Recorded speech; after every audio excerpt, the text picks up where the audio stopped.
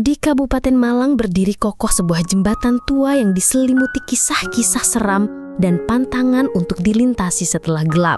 Namun rasa penasaran mendorong Reno dan ketiga temannya, Siska, Bayu, dan Maya, untuk menantang mitos tersebut demi sebuah konten dokumentasi. Bagaimana kelanjutan kisahnya? Mari kita simak bersama kisah misteri Jembatan Tua. Jembatan tua membentang angkuh di atas sungai yang kini keruh dan menghitam. Masyarakat sekitar enggan melintasinya setelah matahari terbenam. Kisah-kisah tentang jeritan tanpa wujud, penampakan sosok tinggi kurus di bawah rembulan, dan bau anyar yang tiba-tiba menyeruak sudah menjadi santapan sehari-hari. Namun malam itu, sekelompok mahasiswa pecinta tantangan justru berkumpul di ujung jembatan dengan kamera dan peralatan perekam. Siap, bisik Reno, sang ketua kelompok. Dengan mata berbinar penuh semangat sekaligus sedikit guguk. Tiga temannya, Siska, Bayu, dan Maya, mengangguk meski raut wajah mereka tak sesemangat Reno. Angin malam bertiup dingin, membawa serta desauan samar yang entah dari mana asalnya. Lampu-lampu kota di kejauhan tampak sayu, tak mampu menembus pekatnya malam di sekitar jembatan. Mereka mulai melangkah di atas papan-papan kayu yang berdiri di bawah pijakan kaki. Suara sungai yang mengalir di bawah terdengar seperti bisikan-bisikan pelan yang tak bisa ditangkap jelas maknanya. Di tengah jembatan, Siska tiba-tiba berhenti. "Kalian dengar?" tanyanya dengan suara bergetar. Bayu memasang headphone perekamnya. "Dengar apa? Angin?" "Bukan, seperti tangisan," jawab Siska menajamkan pendengarannya. Reno dan Maya ikut terdiam mencoba menangkap suara yang dimaksud Siska. Awalnya sunyi, hanya desauan angin dan gemericik air. Namun perlahan, samar-samar terdengar isakan lirih seperti seseorang yang menahan kesedihan mendalam. Suara itu seolah berasal dari kegelapan di bawah jembatan.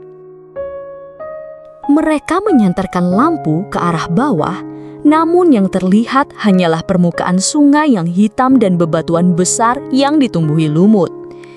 Isakan itu semakin jelas berpindah-pindah seolah mengelilingi mereka. Bulu kuduk Bayu berdiri. Ia merasakan hawa dingin yang menusuk tulang, padahal ia memakai jaket tebal. Tiba-tiba, lampu senter Maya menyorot ke arah ujung jembatan di seberang. Di sana, samar-samar, tampak sesosok tinggi kurus berdiri mematung di bawah cahaya rembulan yang sesekali tertutup awan. Sosok itu tampak mengenakan pakaian lusuh berwarna gelap dengan kepala yang menunduk sehingga wajahnya tak terlihat. "Itu dia," bisik Reno tercekat. Mereka bertiga saling berpegangan, merasakan ketakutan yang nyata mencengkeram jantung. Sosok itu perlahan mengangkat kepalanya. Dalam kegelapan, dua titik cahaya merah menyala menatap lurus ke arah mereka. Isakan yang tadi terdengar lirih kini berubah menjadi raungan panjang yang memekakan telinga. Papan-papan jembatan mulai bergetar hebat. Sosok di ujung sana mulai melangkah maju, gerakannya kaku dan tidak wajar. Mereka berempat terdiam membeku, tak mampu bergerak atau mengeluarkan suara. Semakin dekat sosok itu, semakin jelas bau anyir yang menyengat menusuk hidung mereka. Cahaya merah dari matanya semakin terang, memancarkan aura kebencian yang mendalam. Mereka bisa merasakan kehadiran dingin yang mendekat, siap menerkam. Raungan itu terus menggema di tengah malam yang sunyi, seolah memanggil sesuatu yang lain dari kegelapan sungai. Sosok itu semakin dekat, semakin dekat. Sosok itu semakin dekat, langkahnya menyeret di atas papan-papan kayu yang berderit. Cahaya merah dari matanya kini seperti bara api yang membakar kegelapan, dan Bayu bisa melihat siluet wajahnya yang rusak, seolah terkoyak oleh waktu dan penderitaan. Mulutnya menganga lebar, mengeluarkan raungan yang bukan berasal dari tenggorokan manusia, melainkan dari kedalaman jurang yang tak terbayangkan. Reno mencoba berteriak, namun suaranya tercekat di tenggorokannya. Siska memejamkan mata, membenamkan wajahnya di punggung Bayu. Maya yang tadinya memegang erat senter, kini menjatuhkannya.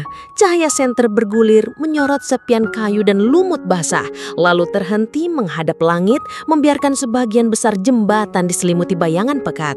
Sosok itu kini hanya berjarak beberapa meter. Mereka bisa merasakan hawa dingin yang menusuk, seolah-olah suhu di sekitar mereka mendadak turun drastis. Bau anyir semakin kuat, bercampur dengan aroma tanah basah dan sesuatu yang busuk. Lalu, sosok itu berhenti. Kepalanya yang hancur terangkat sedikit dan matanya yang merah menyala menatap lurus ke arah Reno. Bukan tatapan marah, melainkan tatapan kosong, penuh kesunyian yang menyeramkan.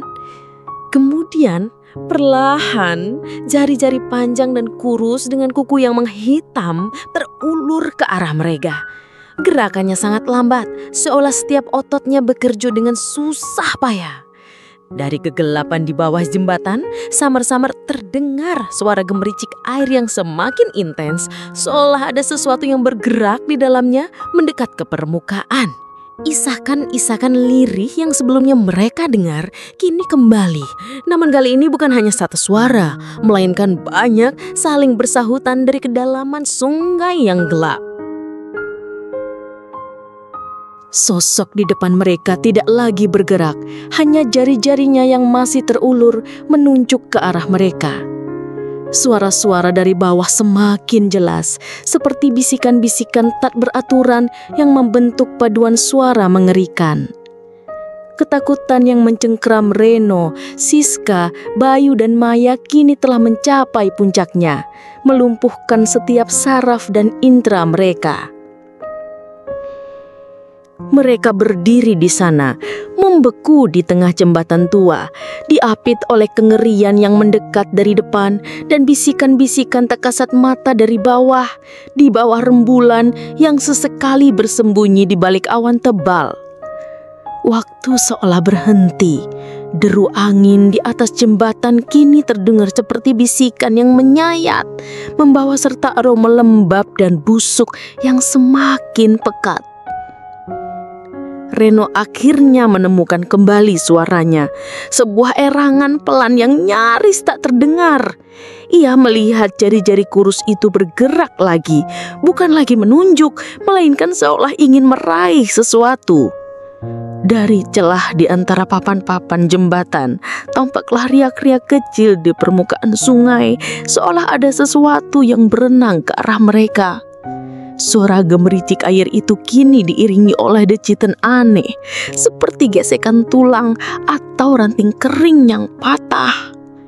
Isakan-isakan dari bawah jembatan semakin intens, berpadu dengan bisikan-bisikan tak jelas yang terasa mengelilingi mereka, datang dari segala arah.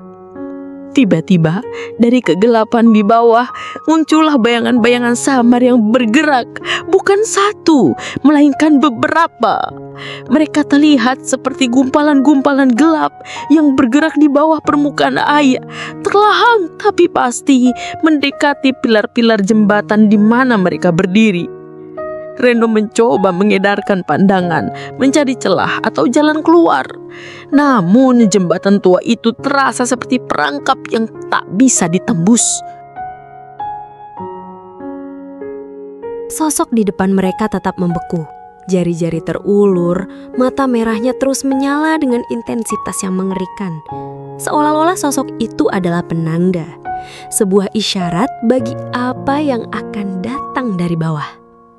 Bayu merasakan telapak tangannya berkeringat dingin, membasahi tangan Siska yang gemetar dalam genggamannya. Maya, yang tadinya tertunduk, kini mengangkat kepalanya perlahan. Tatapan matanya kosong, seperti tak ada lagi kehidupan di dalamnya. Gemericik air di bawah semakin keras, dan kini mereka bisa mendengar suara plop pelan, seolah sesuatu telah mencapai permukaan. Aroma anyir semakin menusuk, membuat perut mereka mual. Dalam keheningan yang mencekam itu, mereka tahu sesuatu telah tiba. Tiba-tiba permukaan sungai di bawah jembatan pecah. Bukan satu, melainkan beberapa. Sosok-sosok pucat dengan kulit keriput dan mata hitam legang tanpa pupil menyembul dari air. Tubuh mereka tampak membengkak, seolah terlalu lama terendam. Mereka mulai merangkak naik ke pilar-pilar jembatan. Gerakan mereka lambat dan tidak wajar, seperti wayang yang ditarik benang tak terlihat. Lumpur dan alga menempel di rambut dan pakaian lusuh mereka. Suara gemericik air yang tadinya samar kini menjadi derapan basah yang menyeramkan, berpadu dengan isakan-isakan yang kini terdengar lebih dekat, lebih nyata, keluar dari tenggorokan makhluk-makhluk itu. Mereka tidak bersuara keras, hanya gumaman-gumaman pelan yang tak memupuk kata, namun penuh dengan kesedihan dan penderitaan yang tak terhingga. Bau anyir yang menusuk hidung bercampur dengan bau amis air sungai yang busuk. Sosok tinggi kurus yang berdiri di depan mereka di tengah jembatan kini menggerakkan tangannya, bukan lagi menunjuk, melainkan seperti memberi isyarat. Dan makhluk-makhluk pucat dari bawah itu merespons. Mereka terus merangkat naik, semakin mendekat ke dek jembatan tempat Reno, Siska, Bayu, dan Maya berdiri membeku. Beberapa sudah mencapai bagian bawah papan kayu. Tangan-tangan kurus mereka mencoba meraih ke atas. Kuku-kuku hitam mereka mengikis kayu dengan suara yang menyeramkan. Reno memejamkan mata, berharap semua ini hanya mimpi. Namun, dinginnya angin yang membawa bau kematian, suara rintihan dari makhluk-makhluk itu, dan perasaan terperangkap di atas jembatan tua itu terlalu nyata. Siska tersentak ketika ia merasakan sentuhan dingin di pergelangan kakinya. Sebuah tangan pucat telah berhasil menembus celah di antara papan jembatan dan mencengkeramnya. Jeritan tertahan keluar dari bibir Siska. Makhluk-makhluk itu semakin banyak, memenuhi pilar-pilar jembatan, menatap ke atas dengan mata kosong mereka. Mereka tidak tergesa-gesa, seolah tahu bahwa para mahasiswa itu sudah tak bisa kemana-mana. Sosok tinggi kurus di depan mereka kini perlahan mengangkat tangannya yang satu lagi, menunjuk ke arah bulan yang kembali bersinar samar di antara awan, seolah memberi tanda bagi sebuah ritual yang akan dimulai.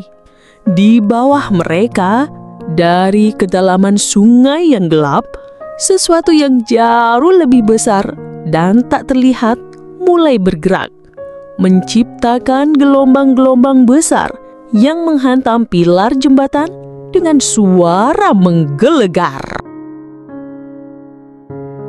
Gelombang yang menghantam pilar jembatan semakin besar, seolah ada raksasa tak kasat mata yang bergolak di bawah sana. Deru air yang menggelegar menenggelamkan isakan-isakan makhluk-makhluk pucat itu. Namun bukan suara itu yang membuat Reno dan teman-temannya semakin ketakutan. Dari kedalaman yang hitam, muncullah gelembung-gelembung besar, menguar aroma busuk yang tak terlukiskan, jauh lebih menyengat daripada bau anyir sebelumnya. Makhluk-makhluk pucat yang mencengkram pilar dan merangkak naik kini mulai bergerak lebih cepat. Tangan-tangan dingin itu semakin banyak yang berhasil menembus celah papan jembatan, meraih kaki dan pergelangan tangan mereka. Siska menjerit histeris ketika sebuah tangan lain melilit pergelangan kakinya yang sudah dicengkram, menariknya perlahan ke bawah. Bayu dalam kepanikannya mencoba menendang tangan-tangan itu, namun kakinya seolah menembus udara dingin. Sosok tinggi kurus di tengah jembatan tak bergerak sedikit pun. Namun tatapan mata merahnya kini terpaku pada Maya. Gadis itu berdiri kaku, seolah jiwanya sudah ditarik keluar dari tubuhnya. Matanya tetap kosong menatap ke depan. Jari mulutnya perlahan keluar bisikan-bisikan, bukan suara miliknya, melainkan suara-suara asing yang berpadu, membentuk melodi menyeramkan yang familiar bagi para penduduk Malang. Melodi yang sering terdengar di kisah-kisah lama tentang jembatan tua. Makhluk-makhluk dari bawah kini sudah mencapai permukaan dek jembatan, mulai menyeret diri mereka ke atas menuju keempat mahasiswa itu. Wajah-wajah mereka yang rusak oleh air dan waktu terlihat jelas di bawah cahaya bulan yang redup. Beberapa di antaranya tidak memiliki mata, hanya rongga hitam kosong. Yang lain memiliki senyum mengerikan, bibir mereka tertarik ke belakang, menampakkan deretan gigi yang runcing dan menghitam. Reno dan Bayu merasakan cengkraman pada kaki mereka semakin kuat. Mereka mencoba meronta, namun tubuh mereka terasa berat, seolah ditarik oleh beban tak kasat mata. Jeritan Siska semakin lemah seiring tubuhnya yang perlahan tertarik ke bawah, menghilang di antara celah papan. Maya masih berdiri di sana membisikkan melodi horor itu dengan mata kosong yang kini mulai mengeluarkan tetesan air mata hitam. Dari kedalaman sungai yang hitam pekat, gelombang raksasa terakhir menghantam jembertan. Kali ini tidak hanya air yang bergolak, tetapi juga muncul bayangan besar di bawah permukaan berukuran jauh melebihi apapun yang bisa mereka bayangkan. Gelombang terakhir itu bukan hanya menghantam, melainkan juga menelan. Air hitam pekat menyembur dari bawah, bercampur dengan lumpur dan entah apalagi menyelimuti dek jembatan tua. Cengkeraman pada kaki Reno dan Bayu menguat, tak terbantahkan. Mereka terpaksa berlutut, kemudian terseret, merasakan dinginnya papan jembatan yang basah. Teriakan Siska tak terdengar lagi, hanya riak air dan keheningan yang menyisakan kepanikan. Makhluk-makhluk pucat itu kini berkerumun di sekeliling mereka. Wajah-wajah mengerikan mereka sangat dekat, nafas busuk mereka menerpa. Beberapa di antaranya mencoba meraih kamera dan ponsel yang tergeletak di dek jembatan, seolah ingin menghapus jejak keberadaan mereka. Cahaya bulan kembali meredup ditelan awan tebal, membuat semuanya semakin gelap dan mencekam. Maya masih berdiri tegak, tak bergeming. Bisikannya kini menjadi lantunan yang jelas, bahasa kuno yang tak mereka mengerti, namun terasa begitu dingin dan memanggil. Air mata hitam terus mengalir dari matanya, menuruni pipinya yang pucat.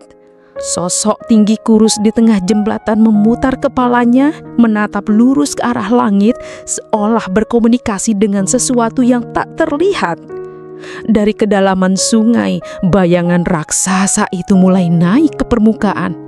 Air di bawah jembatan berputar membentuk pusaran besar, dan bau busuk yang sangat kuat naik, membuat mereka mual hingga ke ulu hati. Reno sempat melihat sekilas, di tengah pusaran itu, sebuah bentuk siluet yang sangat besar, menyerupai mulut menganga dengan deretan gigi bergerigi yang tak terhitung jumlahnya. Suara gemuruh rendah terdengar seolah dari kerongkongan makhluk purba.